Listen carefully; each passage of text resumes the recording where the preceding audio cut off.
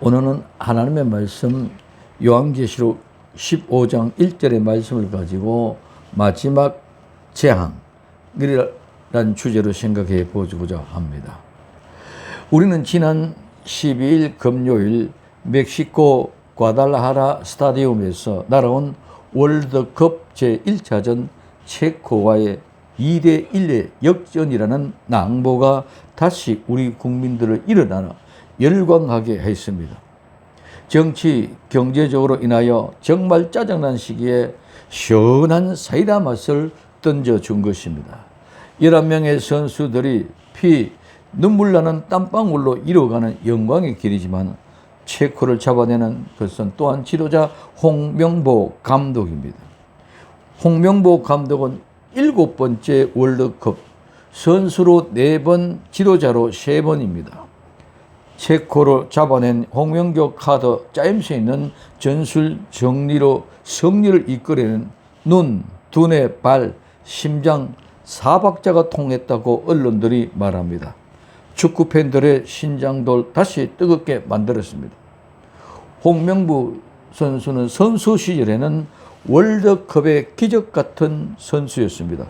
그러나 은퇴 후에 길로 들었을 때는, 지도자의 길로 들었을 때는 깊은 상처의 사람으로 2014년 브라질 월드컵은 그의 축구의 인생에 있어서 완전히 만신창이가 된 것이었습니다. 그래서 감독직에서 물러났습니다. 그로부터 12년은 흘러온 홍명보 감독입니다.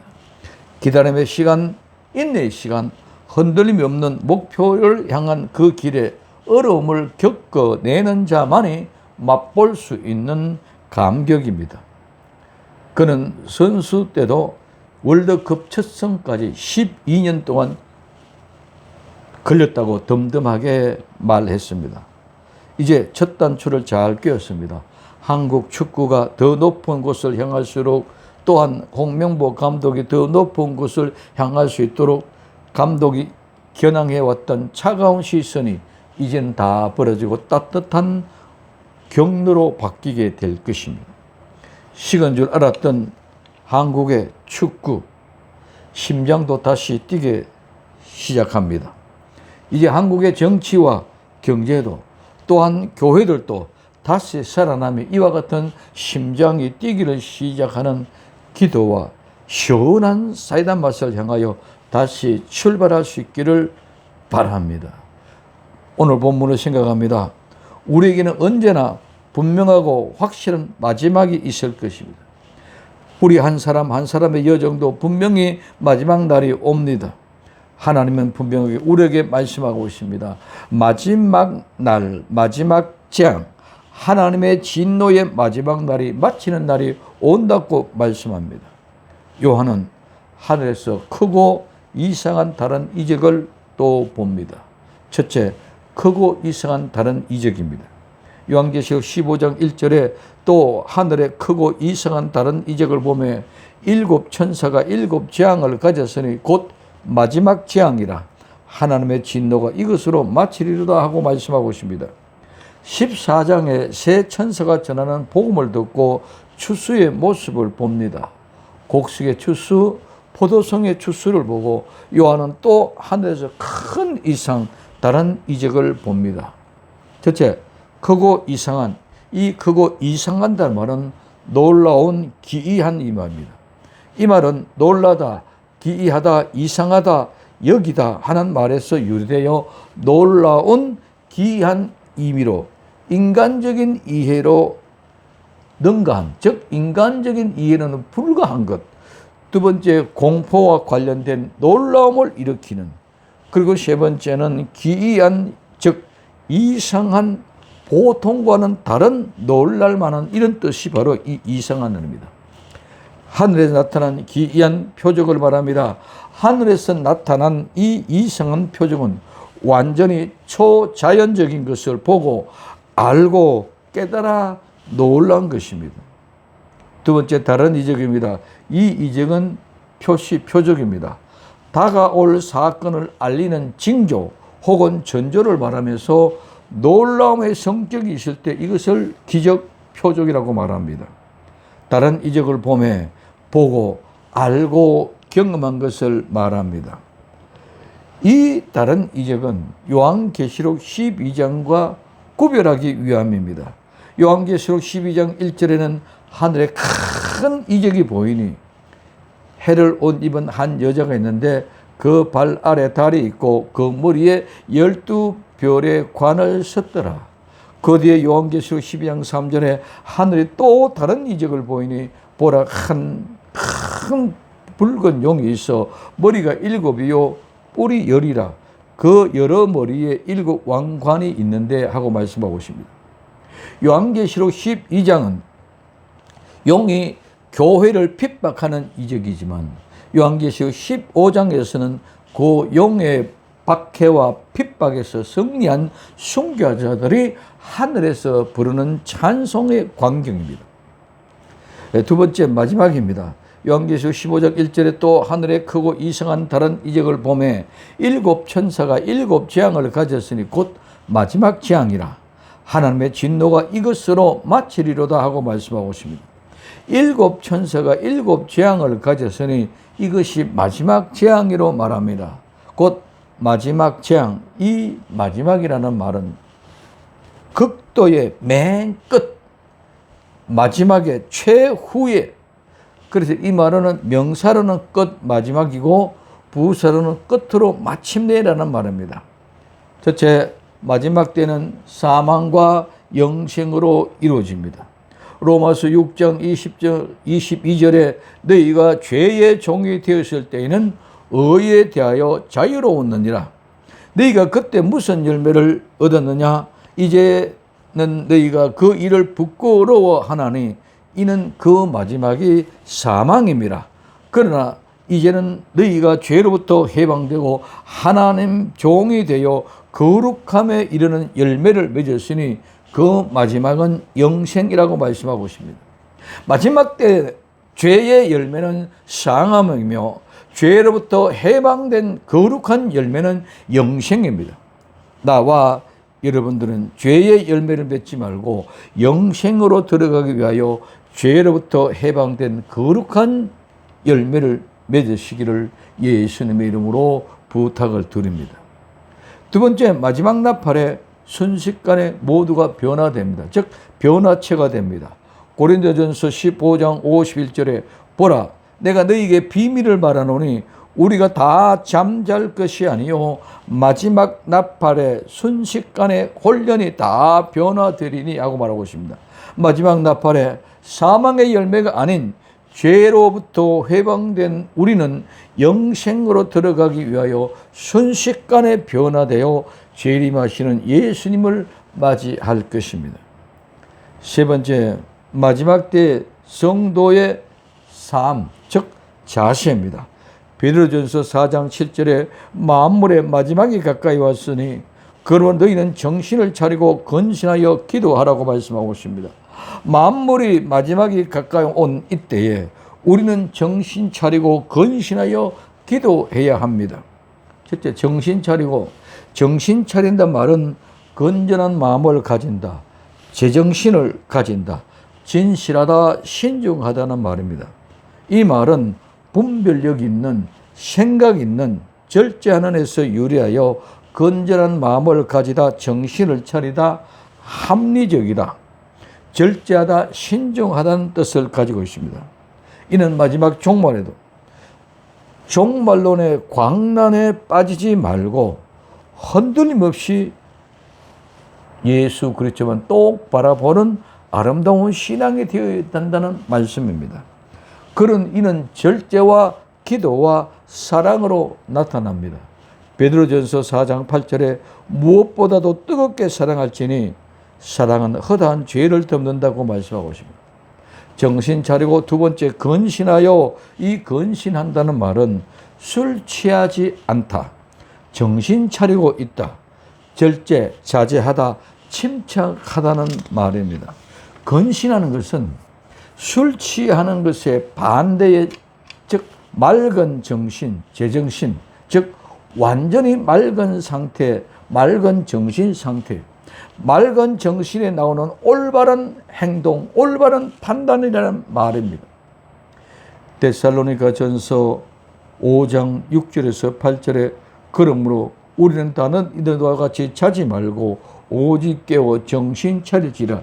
여기 정신 차리는 것은 근신할지라는 말입니다. 또 자는 자는 밤에 자고 취하는 자들은 밤에 취하되 우리는 낮에 속하였으니 정신 차리고, 여기 이 정신 차리고도 근신하이라는 말입니다. 믿음과 사랑의 호심경을 붙이고 구원의 소망의 투구를 서자 하고 말씀하고 있습니다. 정신 차리고 근신하여 기도해야 됩니다. 그냥 기도가 아닙니다. 분위기에 휩쓸려서 술 취한 자처럼 중얼거리는 기도가 아닙니다. 정신 차리고 근신하여 기도해야 됩니다. 예수님이 재림하심으로 모든 것이 끝이 납니다. 그러므로 예수님은 알파와 오메가, 처음과 마지막, 시작과 마지막 끝이십니다. 요한계시록 21장 6절에 또 내게 말씀하되 이루었도다. 나는 알파와 오메가요 처음과 마지막이라. 내가 생명수 샘물을 목마른 자에게 값없이 주리니 하고 말씀하고 있습니다. 요한계시록 22장 13절에 나는 알파와 오메가요 처음과 마지막이요 시작과 마침이라고 말씀하고 있습니다. 하나님이 태초에 천지를 창조하신 그 자체는 하나님이 영원한 세계에서 시간과 공간 안으로의 들어오심을 말씀합니다. 에덴 동산에서부터 시작하여 마지막 예수님이 재림하여 심판하신 후에 천년 왕국이 끝나고 곡과 마곡의 전쟁이 끝나고 모든 것이 마지막인 그 후에는 예수님이 하나님께 바칠 때 이제는 이 세상 나라가 아니라 영원한 세계가 됩니다. 고린도전서 15장 24절에 그 후에는 마지막이니 그가 모든 통치와 모든 권능과 능력을 멸하시고 나라를 아버지께 바칠 때라고 말씀하고 있습니다. 영원한 세계는 하나님의 에덴 동산을 창조하시기 전의 세계로 들어가는 것입니다. 우리는 영원한 개념이 생각하지 않습니다. 무죄의 상태, 에덴의 동산에서 죄를 짓기 전의 상태를 우리는 죄를 짓고 죄 지은 세상에 살고 있는 우리는 무죄, 즉 죄 없는 세상을 전혀 이해할 수가 없습니다. 그러므로 더더욱 우리는 영원한 세계는 더 알 수 없습니다. 오직 예수님 마라나라 신앙은 그 마지막을 위하여 정신 차리고 근신하여 기도하여야 하는 것입니다. 마지막 때 정신 차리고 근신하여 기도하는 복된 성도들이 다 될 수 있기를 예수님의 이름으로 부탁을 드립니다. 세 번째, 하나님의 진노가 이것으로 끝이 납니다. 요한계시록 15장 1절에 또 하늘이 크고 이상한 다른 이적을 보매 일곱 천사가 일곱 재앙을 가졌으니 곧 일곱 재앙이라. 하나님의 진노가 이것으로 마치리로다 하고 말씀하고 있습니다. 이 하나님의 진노는 격정, 분노, 진노, 경노입니다. 이 말은 잡다, 죽이다, 희생하다, 연기를 내다 해서 유래되어 분노, 진노, 경노를 말하는, 이는 곧바로 하나님의 절대적인 진노를 말합니다. 마지막 재앙, 하나님의 진노는 완전히 번제단에서 번제를 드리는 것 같은 심판의 재앙입니다. 번제단에 번제를 드릴 때에 흠없는 제물, 즉 양과 염소를 가지고 와서 먼저 번제의 제물 위에 손을 얹고 자기의 죄를 고백하여 자기의 모든 죄를 그 제물 양과 소에게 죄를 전가하여 그가, 즉 자기가 그 제물을 잡아 죽여서 피는 제사장이 가져다가 제단 사방에 뿌리고 그 제물을 잡은 사람은 가죽을 벗기고 부위별로 각을 떠서 제사장이 번제단 위에 불을 붙이고 불 위에 나무를 버려놓고 그 위에 뜬 각과 머리와 기름을 제단 위에 불 위에 있는 나무 위에 버려놓고 그 내장과 정강이를 물로 씻어서 전부 제단 위에서 불살라 번제를 드리면 이는 화제로 여호와께 향기로운 냄새입니다. 레위기 1장 9절에 그 내장과 정강이를 물로 씻을 것이요 제사장은 그 전부를 제단 위에 불살라 번제를 드릴지니 이는 화제라, 즉 불로 태워 드리는 냄새입니다. 그래서 화제라, 여호와께 향기로운 냄새라고 말씀하고 있습니다. 첫째, 그러면 여호와께 향기로운 냄새가 무엇입니까? 향기로운 냄새, 향기로운 이 말은 진정시킴, 기쁘게 함, 평온함, 두 번째 만족함, 기쁨입니다. 이 말은 휴식하다, 쉬다, 안심하다는 말에서 유래하여 진정시키다, 달래다, 기쁘게 하다, 평온하게 하다, 만족하게 하시는 것을 말합니다. 그리고 이 향기로운 냄새는, 향기는 진정시키는 것, 냄새는 냄새, 향기, 진전시키는, 즉 달래는 냄새입니다. 향기입니다. 이 말은 숨쉬다, 냄새를 맡다, 즐기다, 깃바다에서 유래되어 냄새, 향기, 진정시키는 또는 달래는 향내를 말씀합니다. 여호와 앞에 이 향기로운 냄새는 죄인이 그 죄를 고백하여 죄를 제물에 전가하듯이 예수님께 모든 죄를 고백하여 예수님께 죄를 전가하여 자신이 그 제물 대신 예수님을 십자가에 매달아 죽이고 가죽, 즉 옷을 벗기고 각을 떼서 머리와 손발의 옆구리에 못을 박고 창을 찌르고 가시관을 씌워서 돌아가신 것은 그것이 곧바로 불로 태워져 드려지는 번제입니다. 그래서 옆구리와 손과 발에 창을, 못을, 가시를 찧어서 그 예수님이 그 피를 하나님께 드리고 번제단 나무 십자가에 달려서 6시간 동안 부르짖는 그 7가지 말씀 속에서, 즉 이는 6시간 불타는 그 번제단 위에 태워지는 것이 바로 번제입니다. 그 번제가 들어지면 하나님이 그 번제가 탈 때 나는 냄새, 연기를 맡으시는 것이 곧바로 여호와께 향기로운 냄새입니다. 그러면 그 제물이 타는 냄새와 연기는 무슨 역할을 합니까? 그 향기로운 냄새, 향기롭다는 말씀은 하나님의 마음을 진정시킴으로 달래고 평온하게 하고 하나님을 만족하고 기쁘게 하는 것입니다. 이는 하나님을 쉬게 하여 안심하게 하는 것입니다.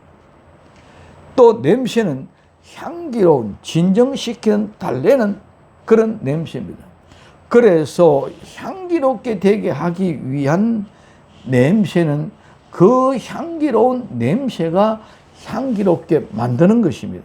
그래서 이 향기로운 냄새, 하나님이 이 냄새를 맡으시고 진정하여 숨을 쉬시고 기뻐하시며 즐거워하시며 즐기시게 하는 것이 바로 향기로운 냄새의 역할입니다.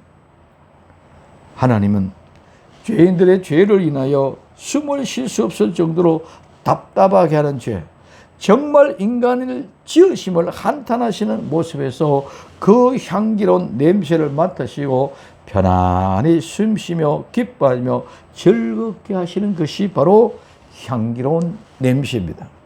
장세기 6장 7절에 이르시되 내가 창조한 사람은 내가 지면에서 썰어버리되 사람으로부터 가축과 기는 것과 공중의 새까지 거리하리라. 이는 내가 그들을 지었음을 한탄함이니라 하시니라 하고 말씀하고 있습니다.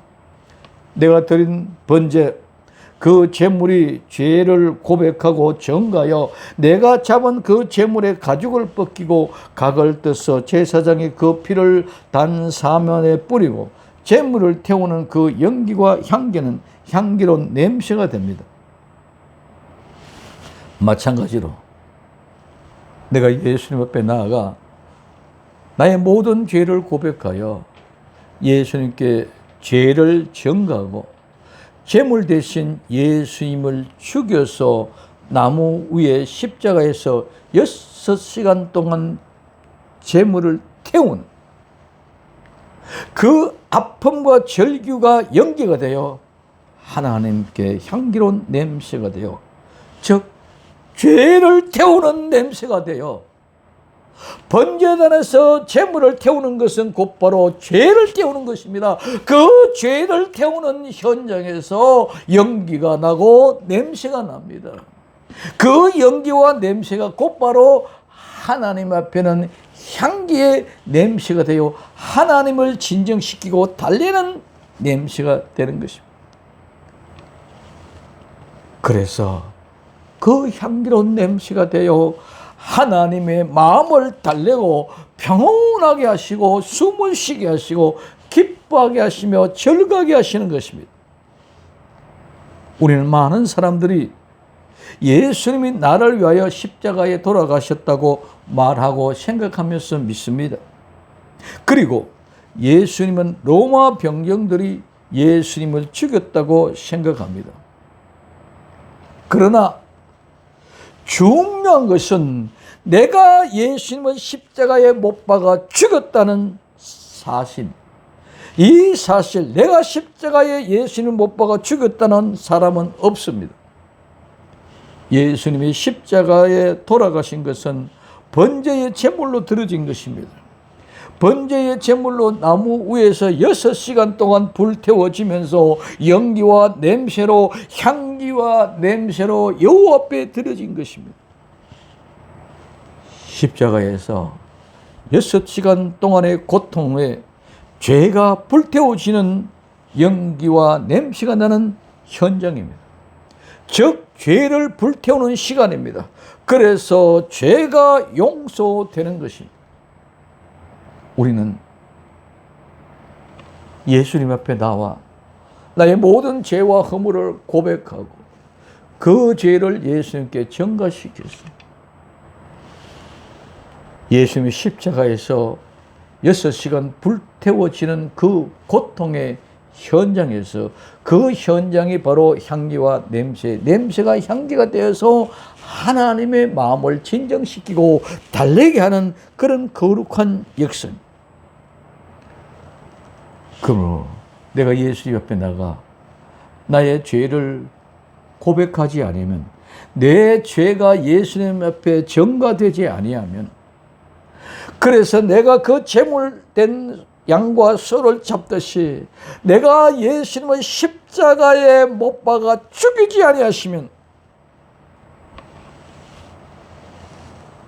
예수님이 가시관에 멸류관을 쓰시고 양손과 양발에 못이 박히고 옆구리에 창이 찔려서 예수님이 십자가에 돌아가게 한 장본인 내가, 다른 사람이 아닌 내가 예수님을 십자가에 못 박아서 가시에 멸류관을 씌웠고 손과 발에 못을 박았고 옆구리에 창을 찔렀다는 사실, 내가 예수님을 죽인 것입니다.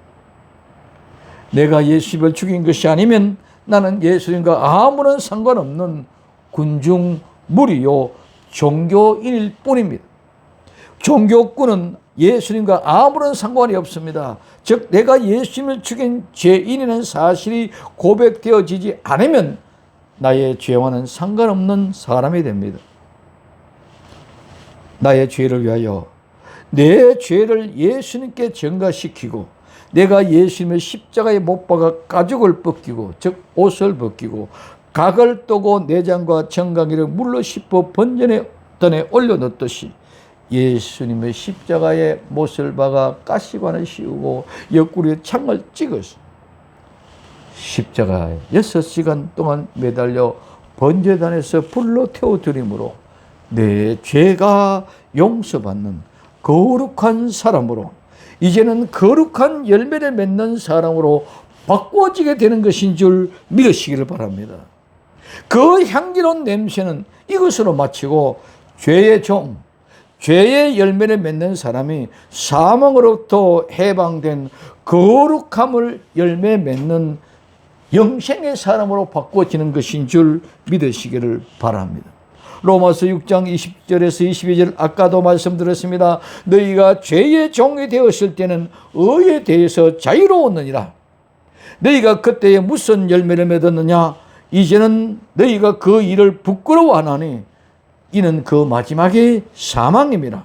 그러나 이제는 너희가 죄로부터 해방되고 하나님께 종이 되어 거룩함에 이르는 열매를 맺었으니 그 마지막은 영생이라고 말씀하고 있습니다. 하나님의 진노는 번제단에서 번제의 제물과 같이 이제는 마지막 불과 유황의 심판으로 완전히 태워서 불사르는 것이 바로 하나님의 진노입니다. 세 번째, 진노가 마칩니다.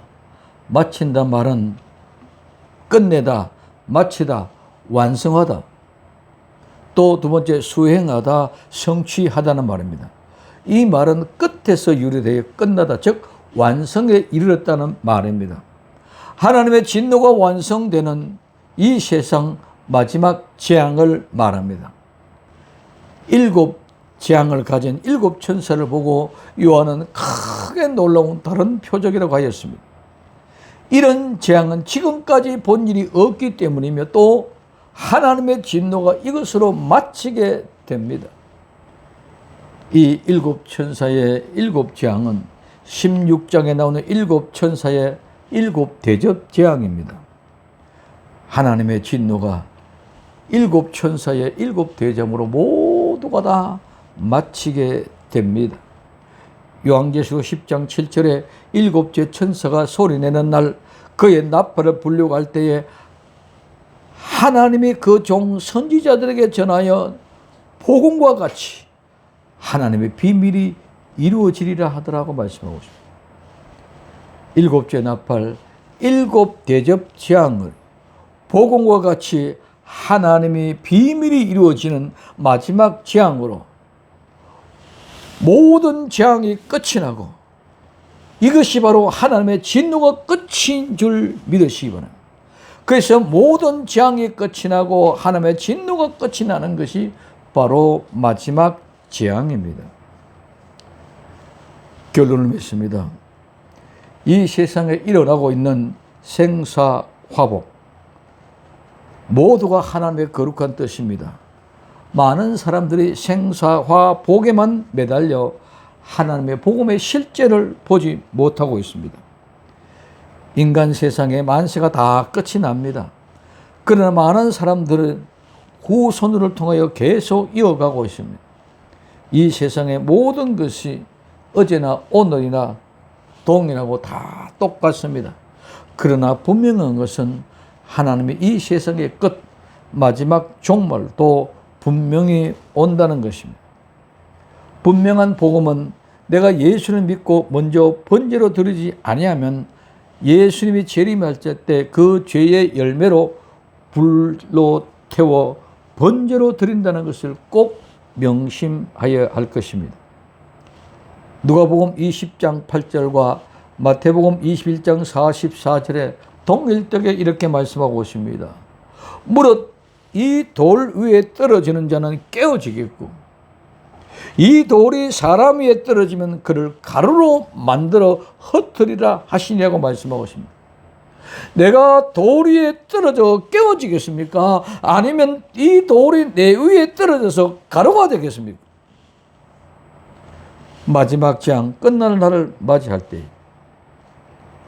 예수님의 떨어지는 깨어져서 정말 불타는 향기로운 아름다운 냄새를 내는 거룩한 성도가 되어져야 될 것입니다. 우리는 번제를 드린 것 같이 예수님 앞에 나와 죄를 고백하여 죄를 증거하고 예수님을 십자가에 못 박아 가시관 양손과 양발에 못이 벗기고 옆구리에 창일 찔리는 옷을 벗기고 각을 떼서 가죽을 벗겼던 것처럼 우리는 그래서 그 십자가에서 예수님 고통 가운데 엘리 엘리 라마 사막다니 나의 하나님 어찌하여 나를 버리셨나이까 하는 절규의 고백이 곧바로 지금 불에 타고 있는 번제단의 냄새요 향기, 즉 향기와 냄새가 되어 그 연기가 향기가 아름다운 냄새가 되어 하나님의 진노를 풀게 하고, 그렇지 아니한 사람들은 모두가 다 이와 같이 이제는 돌이 그들 위에 떨어져서 가루로 만들어서 완전히 번제물의 제물이 되게끔 만들 것입니다. 이젠 내가 정말 예수님 위에 떨어져서 죄가 불타는 향기로운 냄새를 내는 거룩하고 복된 성도가 다 될 수 있기를 예수님의 이름으로 부탁을 드립니다. 오직 예수님 마라나다 기도합니다. 사랑하는 주님 감사합니다.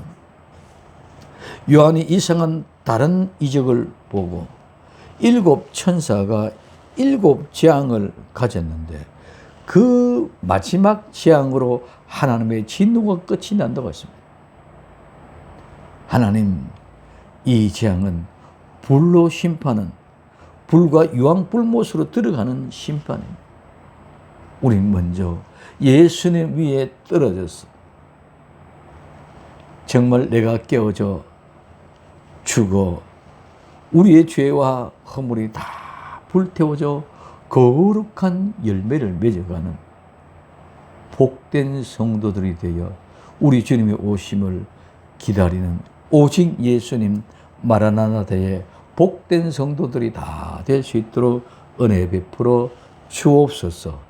다시 오실 예수님의 이름으로 기도드립니다. 아멘.